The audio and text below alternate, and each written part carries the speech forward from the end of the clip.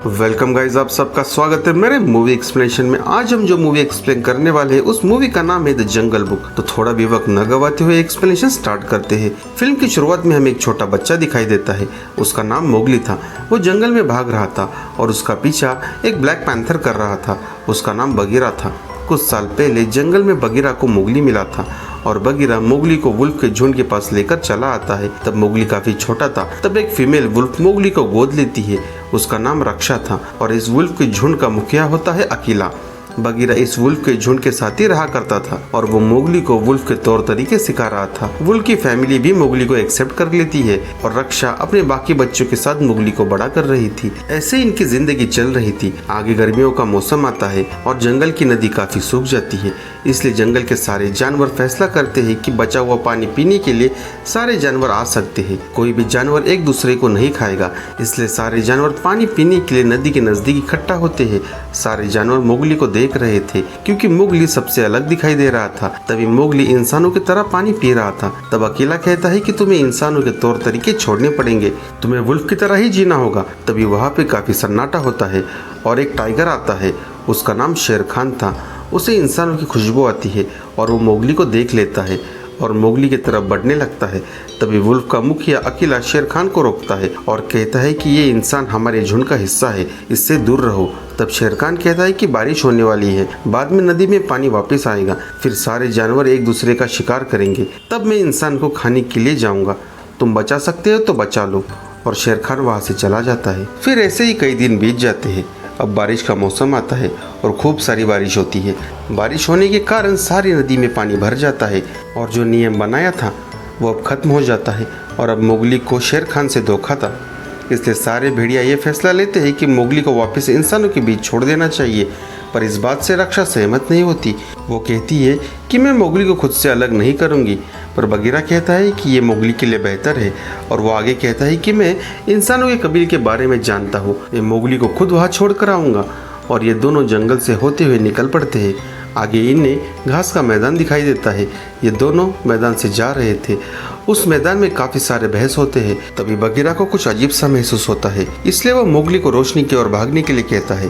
तभी शेर खान वहाँ आ जाता है और वो मोगली पर अटैक करता है। पर बगीरा बीच में आकर शेर खान पर हमला करता है। शेर खान और बगीरा के बीच झड़प होती है। शेर खान बगीरा पर हावी होता है। तब तक मोगली भागते हुए घाटी की ओर पहुँच जाता है और घाटी में छलांग लगाकर नीचे गिरता है। शेर खान भी मोगली का पीछा करता है, पर मोगली भैंसों के ऊपर चढ़कर भैंसों के साथ भाग जाता है। इस बात से शेर खान काफी नाराज होता है। वो फौरन वुल्फ के झुंड के पास आता है और कहता है कि तुमने गलत किया, उस इंसान के बच्चे को मेरे हवाले करना था। इस बात से वो नाराज हो जाता है और इसकी सजा तुम्हें जरूर मिलेगी। और शेर खान अकीरा को पहाड़ी से नीचे फेंक कर उसे मार देता है। अब वुल्फ के मुखिया को मारने की वजह से वुल्फ के इलाके पर शेर खान का कब्जा होता है। इधर मोगली भैंसों के पीठ पर होता है। वो भैंसों नदी की घाटी से जा रही थी। तभी वहाँ पे लैंडस्लाइड होता है, इसलिए मोगली नदी में छलांग लगाता है और तैरते हुए नदी के दूसरी तरफ के जंगल में पहुंच जाता है। वहाँ पे काफी घना जंगल था। मोगली अब खो गया था। तभी उसे कुछ फल दिखाई देते हैं, इसलिए मोगली पेड़ पर चढ़कर उस फल निकालने की कोशिश करता है और खाने लगता है। तभी वहाँ पे कुछ मंकी आ जाते हैं और वो मोगली के फल चुरा कर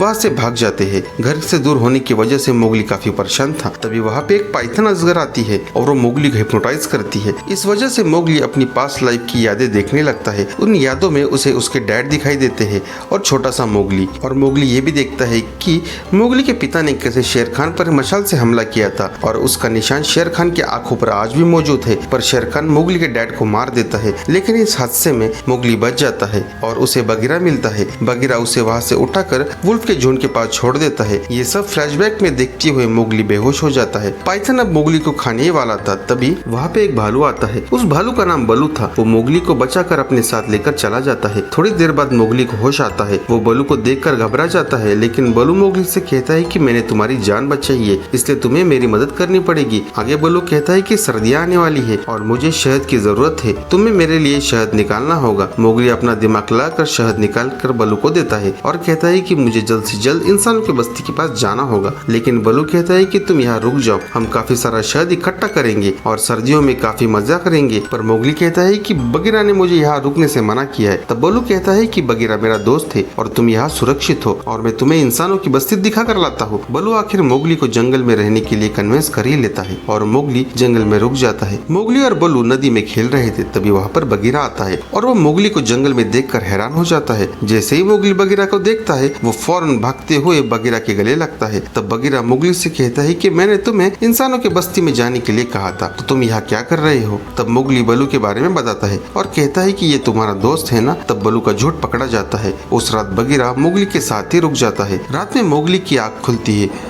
और उसे कुछ आवाज सुनाई देती है। वो आवाज की तरफ जाता है तो वहाँ पे एक गड्ढे में हाथी का बच्चा गिरा था। मोगली काफी होशियारी से और दिमाग लगाकर हाथी के बच्चे को बाहर निकालता है। ये सब वाकया बल्लू और बगीरा देख रहा था और उन्हें अच्छा लगता है कि मोगली जानवरों की मदद कर रहा है। अगले दिन बल्लू और बगीरा झील के किनारे टहल रहे थे। तब बगीरा बताता है कि शेर खान ने भेड़िया के मुखिया अकीरा को मार दिया है और भेड़ियों के इलाके पर कब्जा कर लिया है और अब उसका अगला शिकार मोगली है। ये बात सुनते ही बल्लू घबरा जाता है क्योंकि बल्लू शेर खान से दुश्मनी मोल नहीं लेना चाहता और वो फौरन मोगली के पास जाता है और मोगली से कहता है कि तुम मेरे दोस्त नहीं हो, मैंने सिर्फ शहद निकालने के लिए तुमसे दोस्ती की थी, मैं सिर्फ तुम्हारा फायदा उठाना चाहता था। ये बात सुनकर मोगली को काफी बुरा लगता है और वो फौरन मायूस हो जाता है और एक पेड़ की शाखा पर जाकर बैठ जाता है। तभी वहाँ पे काफी सारे बंदर आते हैं। बंदर मोगली को उठाकर पहाड़ी के ऊपर चले जाते हैं।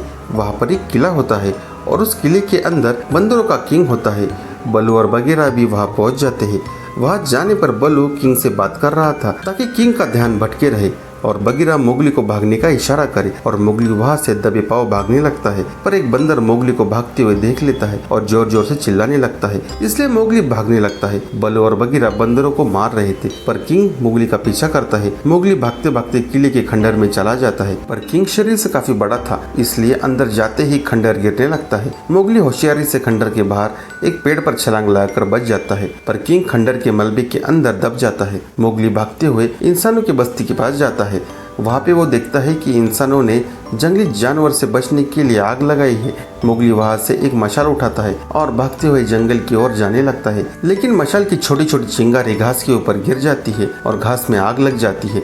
मोगली भागते हुए भेड़िया के पास चला आता है। वहाँ पे जंगल के सारे जानवर थे, साथ ही शेर खान। शेर खान कहता है कि स्वागत है तुम्हारा मोगली, आखिर तुम मिल ही गए। तुम भी बाकी इंसानों की तरह ही हो, देखो तुमने सारा जंगल जला दिया, तुम हमारे लिए खतरा हो। पर मोगली कहता है कि मैं एक भेड़िया हूँ और मशाल पानी के अंदर फेंक देता है। शेर खान मोगली पर हमला करने की कोशिश करता है पर जंगल के सारे जानवर मोगली की मदद करते हैं और शेर खान पर हमला कर देते हैं। मोगली भागते हुए आग की तरफ भागने लगता है और जंगली बेल को अपने शरीर से लपेट लेता है। शेर खान सारे जानवरों को जख्मी करके मोगली के पीछे भागने लगता है। मोगली एक पेड़ पर होता है, उसके पीछे पीछे शेर खान पेड़ के ऊपर चढ़ जाता है। मोगली ने अपने आप को पहले ही पेड़ से बांध कर रखा था। कमजोर शाखा पर जाकर बैठ जाता है। शेर खान भी मोगली की तरफ जाने लगता है और कमजोर शाखा पर चढ़ जाता है। शेर खान के वजन के कारण शाखा टूट जाती है और शेर खान नीचे आग में गिरकर मर जाता है। मोगली फौरन हाथी के झुंड के पास चला जाता है। इधर सब जानवरों को लगता है कि शेर खान मोगली को मार देगा, इसलिए वे काफी परेशान होते हैं। मोगली हाथियों की मदद से नदी का रास्ता बदल कर आग की तरफ कर देता है।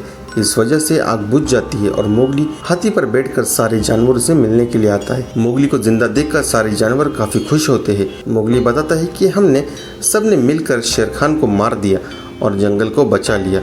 आगे हम देखते हैं कि मोगली जंगल में रह रहा था और अब बल्लू भेड़ियों के साथ ही रह रहा था। जंगल में सब कुछ खुशहाल होता है और इसी के साथ ये मूवी यहाँ पे खत्म होती है।